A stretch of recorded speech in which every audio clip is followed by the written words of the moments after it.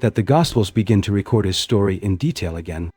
Luke, chapter 3, verse 23, states that Jesus was about 30 years old when he began his public ministry.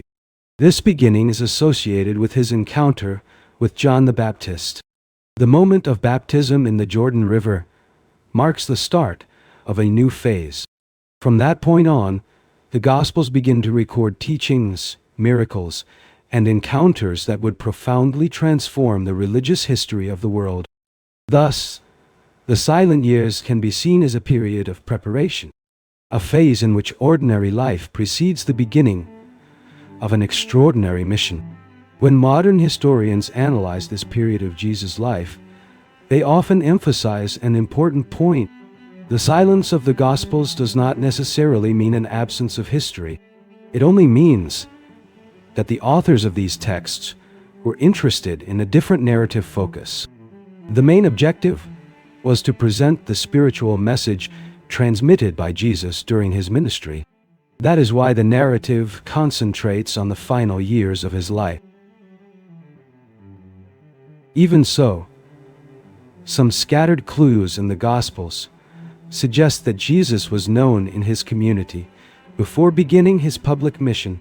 When he begins to teach in the synagogues, some people in Nazareth express surprise. Mark, chapter 6, verse 2, records the reaction of those who hear him. They ask where this wisdom, these miracles come from. Then they say, "Is this not the carpenter?" This comment indicates that Jesus was seen as an ordinary person within the community, someone whose daily life was known by the inhabitants of the village. This reinforces the idea that the silent years were years of simple life, years that prepared the stage for the appearance of a teacher who would transform the religious history of his time.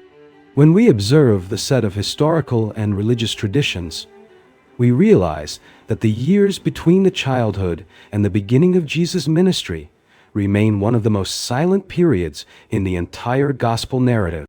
The texts of the New Testament preserve only a few indications. We know that Jesus grew up in Nazareth, that he learned a trade, that he participated in the religious life of his community, and that he developed a deep familiarity with the Jewish scriptures. These elements suggest a